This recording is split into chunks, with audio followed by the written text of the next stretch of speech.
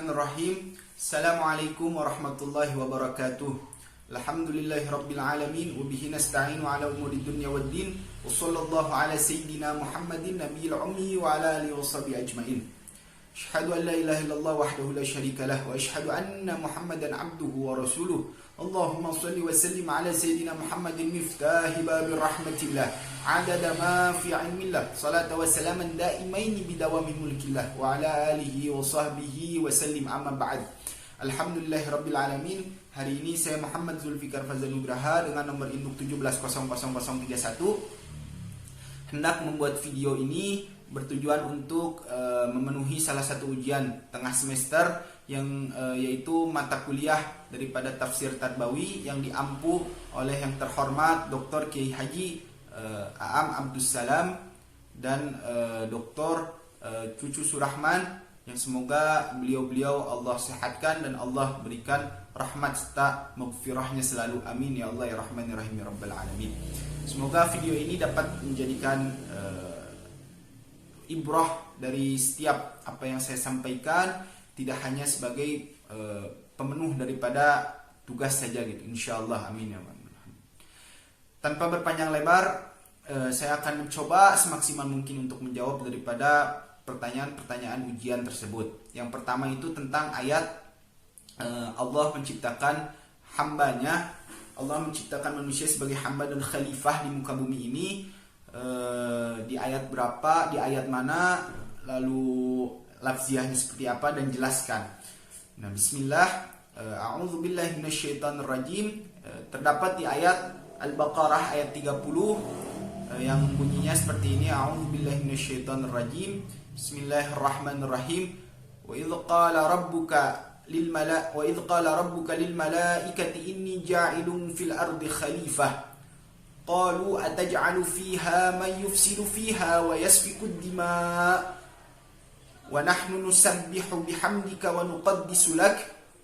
Qala inni a'lamu ma la ta'lamun. Shadaqallahul azim. Nah, lafziahnya seperti apa sih? Lafziahnya kurang lebih seperti ini.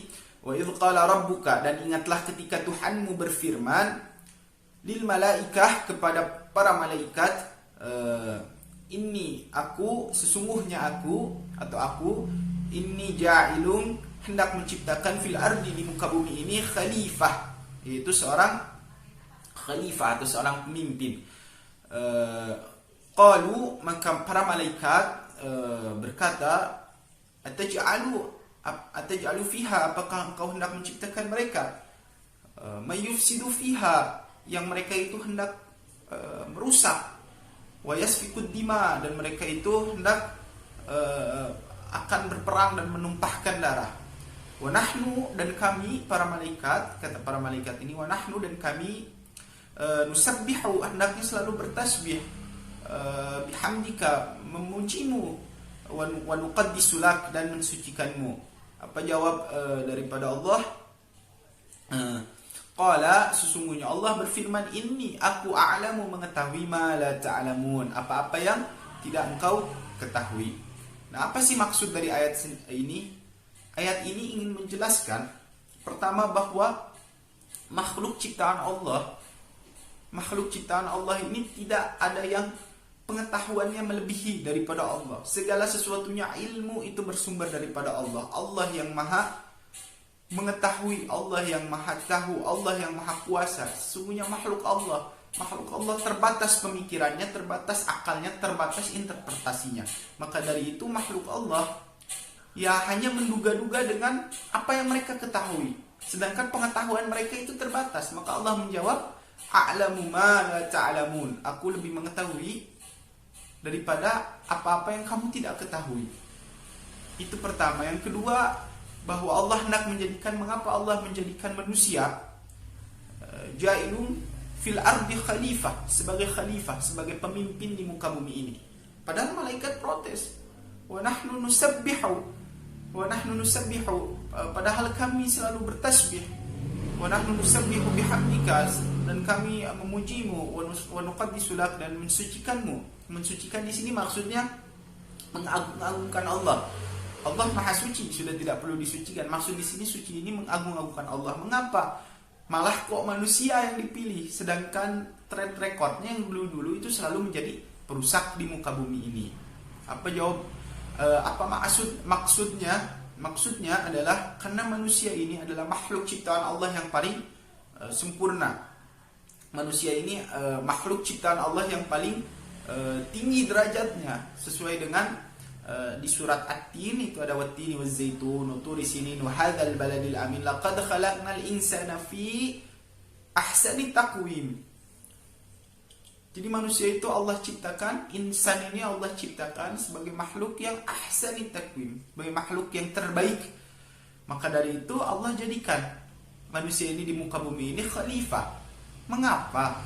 Karena manusia ini memiliki di dalam dirinya adanya hati, adanya nafsu, adanya akal. Sedangkan malaikat hanya Allah ciptakan ya tunduk dan patuh saja, tidak lebih daripada itu. Tapi manusia itu adanya hati, adanya nafsu, adanya akal. Antara qalb, terus fahsya, nafsu, syahwat, dan akal itu saling berkesinambungan. Maka dari itu manusia berhak memilih, bisa memilih mana yang benar, mana yang salah, mana jalan yang akan dia tuju, mana yang tidak tuju. Berbeda dengan malaikat yang hanya sami'na wa ta'na, hanya angsitu usma'u, gitu, tidak ada reaksi. Sedangkan manusia itu ada reaksi. Maka dari itu ketika manusia berhasil menuju Allah, taat kepada Allah, beribadah kepada Allah, melakukan segala perintah Allah dan menjauhi larangan Allah, maka manusia itu Allah angkat selalu derajatnya karena berhasil melawan daripada musuh terbesarnya syahwat. Maka ketika manusia itu berhasil seperti itu, berhasil taat kepada Allah, maka Allah jadikan manusia itu khalifatul fil ard, sebagai pemimpin di muka bumi ini. Jadi itu maksud daripada mengapa Allah jadikan malaikat atau jadikan manusia, bukan malaikat. Pertama karena manusia itu Allah berikan akal, Allah berikan hati, Allah berikan fikiran, dan yang tahu ya hanya Allah. Kemampuan kita hanya sebatas hanya terbatas, hanya sebatas pemikiran kita saja, tidak tahu ke depannya seperti apa dan lain sebagainya seperti apa gitu. Sedangkan Allah tahu ke depannya seperti apa, mau seperti apa dan lain sebagainya. Allah Maha tahu. 50.000 tahun dalam hadis dikatakan bahwa takdir kita sudah ada dari mulai hidup sampai mati. Allah Maha tahu. Maka Allah memberitahu kepada malaikat yang tidak tahu bahwa aku yang Maha tahu. Tu'alamu ma la ta'lamun. Walaupun seperti layaknya iblis mengatakan bahwa saya lebih baik, ana khairu minhum, khalaqtani min nar wa khalaqtahu min tin. Aku lebih baik daripada dia. Engkau menciptakan aku dari api, sedangkan engkau menciptakan dia daripada tanah. Nah, ini kan pengetahuannya iblis hanya sekedar segitu, sedangkan Allah lebih tahu daripada itu. Maka Allah tahu bahwa manusia itu dibekali sesuatu yang tidak dibekali pada makhluk lain, yaitu adanya akal, adanya hati, adanya nafsu. Maka ketika manusia dapat menguasai nafsunya, dapat menundukkan nafsunya kepada wahyu, dapat menundukkan hatinya kepada perintah Allah, dapat menundukkan akalnya kepada syariat Allah, maka dari itu manusia akan menjadi makhluk yang terbaik dan akan Allah pilih menjadi khalifah.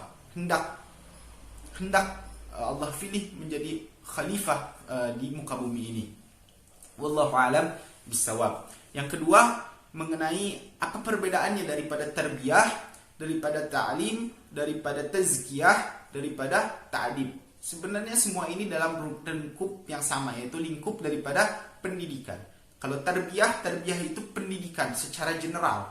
Tarbiyah ini lebih banyak dipakai oleh para ulama, para mufassirin sebagai pendidikan yang secara general. Berbeda dengan ta'lim. Kalau ta'lim lebih spesifik. Ta'lim itu ke pembelajaran. Kalau tazkiyah itu lebih ke perubahan. Tazkiyah itu lebih ke perubahan atau pembetulan. Karena kalau seperti ada istilah tazkiyatun nufus, pembersihan jiwa. Tapi kalau dalam lingkup pendidikan itu perbaikan atau pembetulan. Adapun ta'dib itu lebih ke pembiasaan atau pendisiplinan, pembiasaan atau pendisiplinan, atau ya pembiasaan atau pendisiplinan dari addabayu adibu ya, addabayu adibu, yaitu ta'dib itu ya dari pendisiplinan, lebih ke pendisiplinan. Jadi kalau terbiah lebih general, kalau ta'lim itu ke pembelajaran, kalau tazkiyah itu lebih ke perubahan, kalau ta'dib itu lebih ke pendisiplinan. Apa sih keterkaitannya? Keterkaitannya tentu ta'lim, ta'dib dan tazkiyah itu dalam lingkup terbiah, dalam lingkup pendidikan.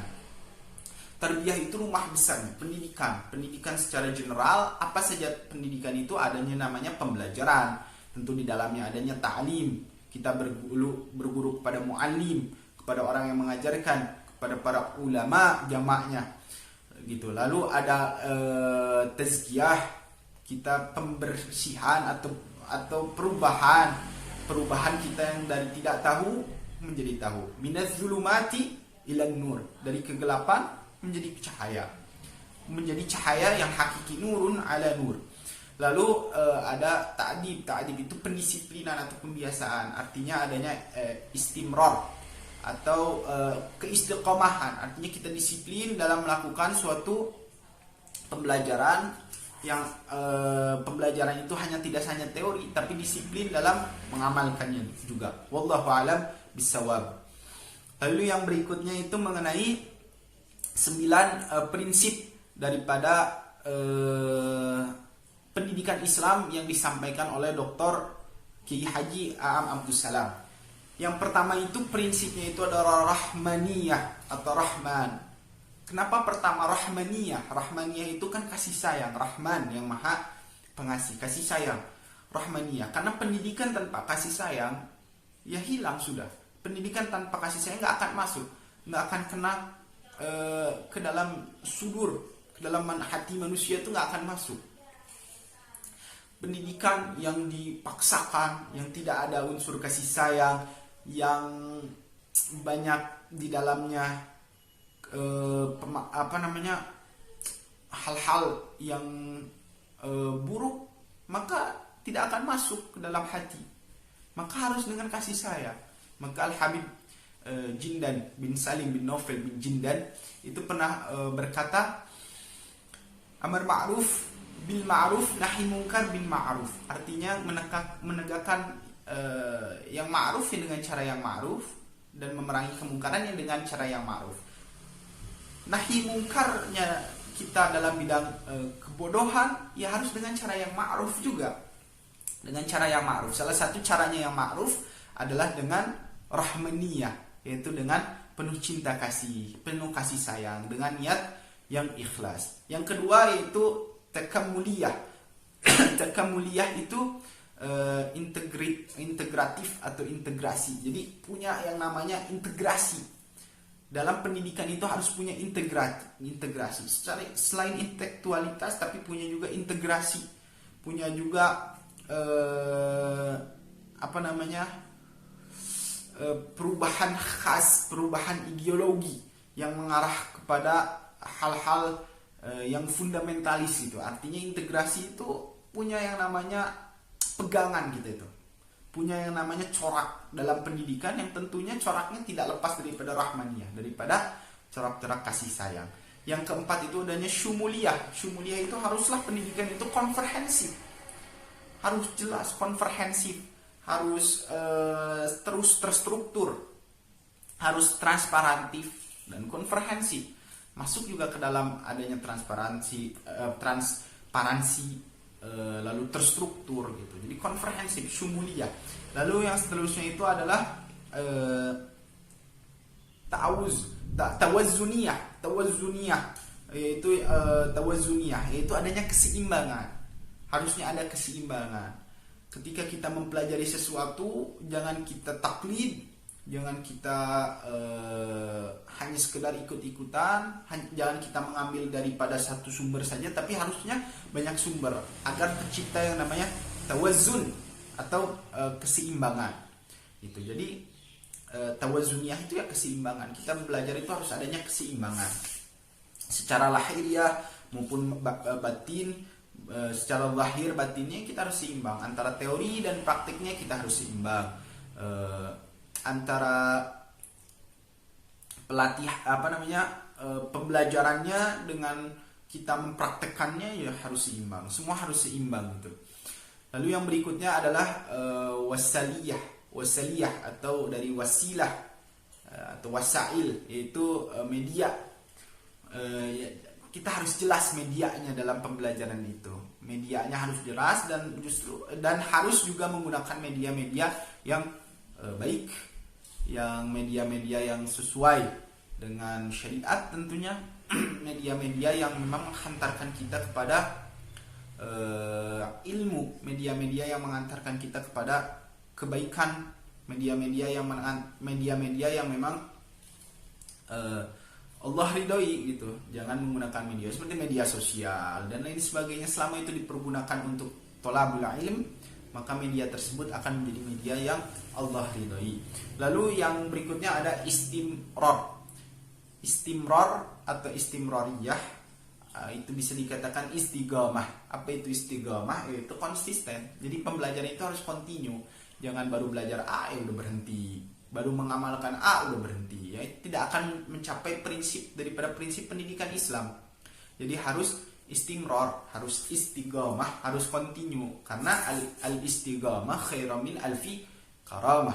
Istiqamah itu lebih baik daripada 1000 karamah. Lalu dalam hadis lain, pemuda meminta nasihat kepada Sayyidina Muhammad. Apa jawab Sayyidina Muhammad? Amantu billah wa mastaqim.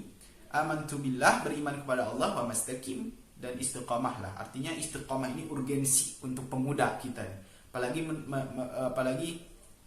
untuk menuju daripada prinsip pendidikan Islam. Kita endingnya ingin prinsip pendidikan Islam, ya haruslah kita istiqamah atau istimrar. Lalu yang berikutnya ada waqi'iyah. Waqi'iyah itu adalah kontekstual. Waqi'iyah itu adalah kontekstual. Apa itu kontekstual? Artinya kita dalam mempelajari sesuatu tidak hanya tekstual, tidak hanya melihat daripada zahirnya saja, tidak hanya melihat daripada teksnya saja. Tapi ayat itu kan ada yang namanya mutlak, ada yang namanya mugayyad, ada dalil itu ada yang namanya qat'i, ada yang namanya dhanni, ada lagi ammah, ada khassah, lalu ada lagi mutlak mugayyad, terus muhkamat, mutasyabihat. Kita harus meninjau dari semua aspek. Ada asbabun nuzul, ada asbabul wurud, ada tafsir dan lain sebagainya. Kita harus tinjau. Jadi harus kontekstual secara mendalam, tidak tekstual, tidak hanya mempelajari di luarnya saja, tidak hanya mengambil kesimpulan conclusion itu dari luarnya saja, tapi harus secara terperinci, secara mendalam, sehingga kita dapat menemukan suatu ilmu yang benar-benar valid dan akurat. Yang berikutnya ada rabbaniyah. Rabbaniyah itu adalah ketuhanan. Tentunya kita tidak bisa melepaskan diri daripada unsur rabbaniyah, karena segala ilmu yang bersumber daripada Allah Subhanahu wa taala dan harus kembalilah kepada Allah Subhanahu wa taala. Maka kita harus selalu ilmu ini berlandasan rabbaniyah, berlandaskan ketuhanan. Ilmu yang tanpa rabbaniyah ya rusak, jadinya liberal, sekuler, karena tidak ada unsur rabbaniyah. Maka unsur rabbaniyah ini sangatlah penting, karena unsur rabbaniyah ini adalah landasannya. Kalau ilmu tanpa unsur rabbaniyah ya rusak jadinya. Lalu yang terakhir yaitu adanya uswatiyah. Uswatiyah yaitu menjadi pembelajaran, keteladanan. Seperti Rasulullah menjadi uswatul hasanah. Setiap apa yang Rasulullah sampaikan yaitu kita tiru. Ya, uswatiyah itu jadi keteladanan. Setelah kita prinsip daripada pendidikan Islam itu ya kita bisa menjadikan diri kita baik, akhirnya bisa diteladani oleh orang lain. Jadi keteladanan lah. Intinya kita bisa menjadi suri tauladan lah. Ketika kita sudah menuntut ilmu, pendidikan Islam ini yang menjadikan tujuan kita itu jadi uswah di tengah masyarakat, bisa menjadi contoh bahwa orang yang berilmu, orang alim ini ya bisa menjadi uswah. Wallahu alam bisawab. Lalu soal yang terakhir mengenai tafsir Tarbawi yang dibahas lalu oleh Pak Am itu ba'da salatil fajr, sekitar jam 5 setelah salat fajar tiap hari Rabu. Itu Al-Alaq ayat 1 sampai 5 sampai 4 ya kalau nggak salah. Sampai 4. Yang pertama itu adalah Iqra bismi rabbikal ladzi khalaq khalaqal insana min 'alaq Iqra wa rabbukal akram alladzi 'allama bil qalam. Nah, sampai alladzi 'allama bil qalam. Yang pertama Iqra. Kenapa di sini Iqra? Iqra. Bacalah. Karena tujuan awal mula jendela babul ilm ya Iqra. Babul ilm, pintunya ilm, Iqra. Miftahul ilm, kuncinya ilmu ya Iqra. Tanpa kita mau membaca, gimana kita mau mengetahuinya gitu ya? Harus Iqra, harus baca. Makanya diulang-ulang Iqra gitu. Ya harus membaca. Tanpa Iqra ya gimana kita mau menyampaikan kepada pendidikan, tujuan daripada pendidikan kalau kita nggak mau membaca. Karena itu babul ilm, pintunya daripada ilmu, kuncinya ilmu. Ya membaca, harus membaca. Karena kata Imam Syafi'i mengatakan bahwa saja